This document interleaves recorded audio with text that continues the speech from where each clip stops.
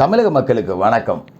ஜாபர் சாதிக் மேட்டரை பேசுனா திமுகவுக்கும் ஜாபர் சாதிக்குக்கும் சம்மந்தம் இருக்குது அப்படின்னு யாராவது பேசுனா அவங்க மேலே சட்ட ரீதியாக நடவடிக்கை எடுக்கப்படும் அப்படின்னு திமுகவோட வழக்கறிஞர் வில்சன் அப்படிங்கிறவர் பேட்டி கொடுத்துருக்காரு அப்படிங்கிறத விட மிரட்டியிருக்காரு அப்படின்னு அர்த்தம்.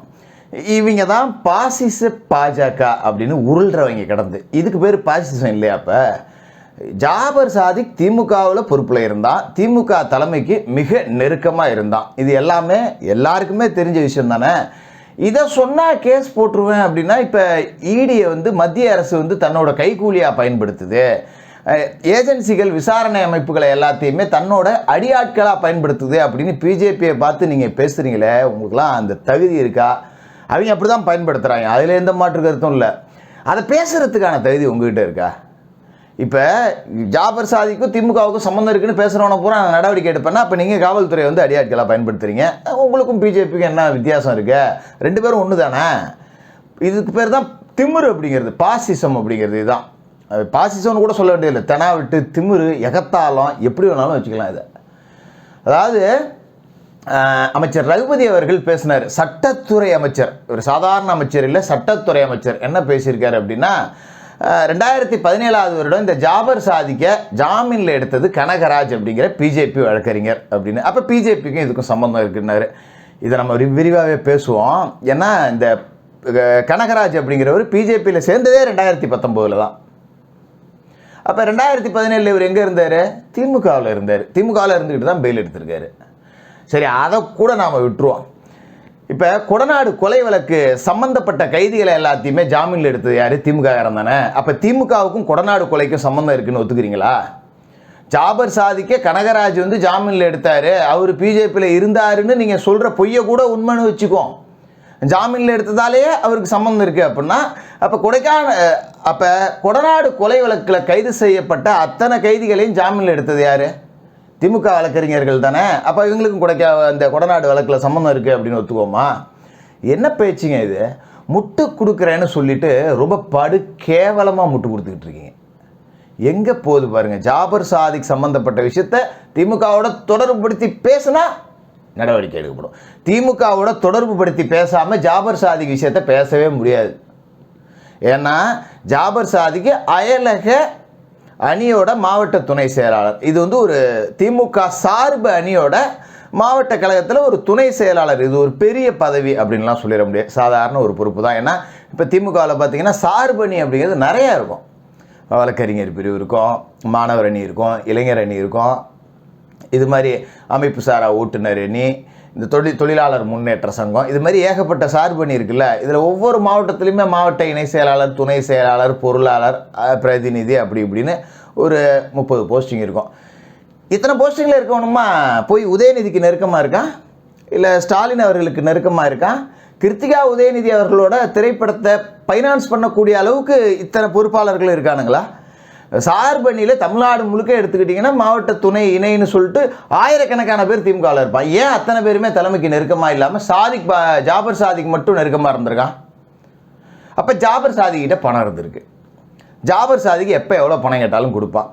மாநாடா ஃபண்டுக்கு ஜாபர் சாதிக்கு கூப்பிடு, வெள்ளமா ஃபண்டுக்கு ஜாபர் சாதிக்கு கூப்பிடு, இளைஞரணி மாநாடா ஃபண்டுக்கு ஜாபர் சாதிக்கு கூப்பிடு, லோக்கலில் மாவட்ட லெவலில் ஏதாவது மீட்டிங்கா ஃபண்டுக்கு ஜாபர் சாதிக்கு கூப்பிடு. அப்போ எப்பெல்லாம் கேட்டாலும் காசு தரான் ஒருத்தன், அதனால் அவனை நம்ம பக்கத்தில் வச்சுக்கிறோம். சரி, அவனுக்கு ஏது காசு? எப்போ எவ்வளோ காசு கேட்டாலும் கொண்டு கொட்டுறான் கோடிக்கணக்கில் அப்படின்னா எவனுமே உழைச்சி சம்பாரித்த காசை இப்படி கொட்ட மாட்டான். அமைச்சர்கள் மாநாட்டில் செலவு பண்ணுறாங்க அப்படின்னா அவன் அங்கேயே சம்பாரித்தான், அங்கேயே செலவு பண்ணுறான். ஜாபர் சாதிக்கு திமுகவில் ஏதாவது கான்ட்ராக்டு ஏதாவது எடுத்து வேலை செய்கிறானா, இல்லை ஒரு கான்ட்ராக்டரா, இல்லை திமுகவால் அவனுக்கு ஏதாவது வருமானம் வந்திருக்கா அப்படின்னு பார்த்தா எதுவுமே இல்லை. அப்போ திமுகவால் சம்பாதிக்காத ஜாபர் சாதிக் திமுகவுக்கு செலவு பண்ணுறான் அப்படின்னா ஏன் செலவு பண்ணுறான்? சம்மந்தமே இல்லாமல் இவன் எந்த கான்ட்ராக்ட் கமிஷனில் கட்சியை வச்சு எதுவுமே சம்பாதிக்கல, ஆனால் கட்சி எப்போ காசு கேட்டாலும் கொடுக்குறானே அப்படின்னு இவனை சந்தேகப்பட்டிருக்கணுமா இல்லையா? அதுதான் நம்ம வரலாறுலேயே கிடையாது. அவனா கொடுத்தா வாங்கி வச்சுக்கோ, அவன் எங்கே தாலி எடுத்து கொண்டாந்து கொடுத்தா என்ன, நமக்கு தேவை காசு அப்படின்னு வாங்கி வாங்கி வாங்கி போட்டுக்கிட்டு இருந்தீங்க. இப்போ உங்ககிட்ட நெருக்கமாக அவன் காமிச்சிக்கிட்டு அதை பயன்படுத்தி அதிகாரிகள்கிட்ட நெருக்கமாயிருக்கான். இப்போ சாதாரணமாக பார்த்துங்களேன், இப்போ நீங்கள் ஹெல்மெட் போடாமல் ரோட்டில் போயிட்டுருப்பீங்க, போலீஸ் பிடிப்பாங்க. அதே உங்கள் ஊரில் இருக்கிற ஒரு திமுக நகர இல்லை ஒன்றிய அமைப்பாளரோ ஹெல்மெட் போடாமல் போய்ட்டு வந்தான்னு வச்சுக்கிங்களேன், பிடிப்பாங்களா? தெரியும் அவங்களுக்கு, லோக்கல் அரசியல்வாதி ஆளுங்கட்சிக்காரன் ஏண்டா அவனை போய் பழிச்சிட்டுன்னு இப்போ நிறுத்தக்கூட மாட்டாங்க, வணக்கம் வச்சு அனுப்பிச்சி விட்ருவாங்க. இதுதான் அரசியல் செல்வாக்கு அப்படிங்கிறது. அப்படி ஒரு நகர ஒன்றிய செயலாளர் பொறுப்பில் இருக்கிறவங்களுக்கு இந்த மரியாதை கிடைக்குது அப்படின்னா, ஜாபர் சாதிக் ஸ்டாலின் அவர்களோட ஃபோட்டோ எடுத்திருக்கான், நெருக்கமாக இருந்திருக்கான், உதயநிதி அவர்களோட நெருக்கமாக இருந்திருக்கான், கிருத்திகா உதயநிதி அவர்களோட படத்துக்கு ஃபைனான்ஸ் பண்ணுற அளவுக்கு நெருக்கமாக இருந்திருக்கான். அப்படின்னா எந்த அதிகாரி ஜாபர் சாதிக் மேலே நடவடிக்கை எடுத்துருவாங்க? நான் தலைமைக்கு நெருக்கம் அப்படின்னு காட்டிக்கிட்டு எல்லா அதிகாரிகளையும் அவன் கைக்குள்ளே வச்சுருந்துருக்கான். ஐயோ ஜாபர் சாதிக்கா, அவர் தலைவருக்கே நெருக்கமானவர்ப்பா, சின்னவருக்கெல்லாம் ரொம்ப க்ளோஸ்ப்பா, அவர் போய் அப்படின்னு சொல்லிட்டு அதிகாரிகள் எல்லாமே பயப்படுவாங்க. வேற வழி இல்லை. அப்போ ஜாபர் சாதிக்கு ஒரு காரில் போகிறார் அப்படின்னா அந்த காரை நிறுத்தி சோதனை போட்டுருமா தமிழ்நாடு போலீஸு? அந்த காரில் பின்னாடி நீ என்ன இழவை எடுத்துகிட்டு போனாலும் சோதனை போட மாட்டாங்க. ஏன்னா இவன் தான் முன்னாடியே ஃபோட்டோ வச்சுருப்பானே, காருக்கு முன்னாடியே ஸ்டாலினோட இருந்த ஃபோட்டோ, இவங்களோட இருந்த ஃபோட்டோ, உதயநிதியோட இருந்த ஃபோட்டோ, இது எல்லாம் இருக்கும்போது அப்போ காவல்துறையினர் பயப்படுவாங்க. இவனை தொட்டி ஏன்டா நம்மளை எங்கேயாவது ட்ரான்ஸ்ஃபர் பண்ணி விட்ருவானோ, சம்மந்தம் இல்லாமல் எங்கேயாவது தூக்கி அடிச்சிடுவானோ, டம்மி பண்ணிடுவானோ, காற்றை பிடிங்கி விட்ருவானோ அப்படின்னு சொல்லிட்டு பயப்படுவாங்க. இப்போ இந்த பயத்தை பயன்படுத்திக்கிட்டு ரொம்ப சர்வசாதாரணமாக ஜாபர் சாதிக்கால இந்த கடத்தல் எல்லாத்தையுமே செஞ்சுருக்க முடியுமா? முடியாதா? நிச்சயமாக முடிஞ்சிருக்கும். அப்படி தான் தமிழகம் முழுக்க ஜாபர் சாதிக் கோல் வச்சுக்கிட்டு இருந்திருப்பான். இப்போ இன்றைக்கி கூட பார்த்திங்கன்னா மயிலாடுதுறையிலையோ எங்கேயோ 110 கோடி ரூபாய் மதிப்புள்ள போதைப் பொருள் அப்படிங்கிறது ஒரு இறால் ஃபேக்ட்ரியில் கண்டுபிடிக்கப்பட்டிருக்கு. அப்போ இப்படி தமிழ்நாட்டில் எங்கே திரும்பினாலும் 100 கோடி 200 கோடி 300 கோடினா போதை மட்டும்தான் தமிழ்நாட்டிலே இருக்கா? போதைக்கான ஒரு நிலமாக இது மாறிடுச்சா? திமுக ஆட்சியில் தமிழகம் போதை மருந்தின் சொர்க்கபுரியாக இருந்திருக்கா? அப்படி தானே இதை நம்ம பார்க்க வேண்டியது இருக்குது. இவ்வளோத்தையும் செஞ்சுட்டு ஜாபர் சாதிக்கும் திமுகவுக்கும் சம்மந்தம் இருக்குது அப்படின்னு நாம் தொடர்பு படுத்தி பேசினா, நாங்கள் அவனை கட்சியை விட்டு நீக்கிட்டோம். சரி, நீக்கிட்டீங்க, உங்கள் கட்சியில் இருந்தப்போ தானே இவ்வளவும் பண்ணான். இல்லைப்பா, அவனை நாங்கள் 2 வருஷத்துக்கு முன்னாடியே நீக்கிட்டோம், ஆனால் அவன் இப்போ நேற்று தான் பிடிபட்டிருக்கான், அவன் 2 வருஷத்துக்கு முன்னாடியே நாங்கள் நீக்கணும்னு நேற்று பிடிபட்டான்னு போய் எங்கள் மேலே சந்தேகப்படுத்தி இப்படி பேசுகிறீங்களே தொடர்பு படுத்தி அப்படின்னா அதில் ஒரு நியாயம் இருக்குது. அவன் உங்கள் கட்சியில் இருந்தப்போ தான் எல்லா வேலையுமே செஞ்சுருக்கான். அந்த பணத்தை தான் கொண்டு வந்து சரளமாக செலவு பண்ணியிருக்கான். அதன் பிறகு குட்டு வெளிப்பட்ட பிறகு தான் நீங்கள் நீக்கிறீங்க. சரிங்களா? இதில் இன்னொரு முட்டு வேறு கொடுக்குறாங்க. என்னென்னா, குஜராத்தில் அவ்வளோ போதைப் பொருள் கைப்பற்றப்பட்டுச்சு. சரி, குஜராத் அரசை டிஸ்மிஸ் பண்ணி விடுவோம், உங்களையும் டிஸ்மிஸ் பண்ணி விடுவோமே, என்ன இருக்குது? இப்போ எல்லா பேரும் இப்போ பிஜேபி திமுக 2 ஒன்று தானே, ஒன்றுக்குள்ளே ஒன்று தானே. நீங்கள் சும்மா அவனை அடிக்கிற மாதிரி அடிக்கிறது, அவன் உங்களை அடிக்கிற மாதிரி அடிப்பான், பார்க்குறவங்களாம் பைத்தியக்காரன்னு நினச்சிட்டு இருக்கீங்களா?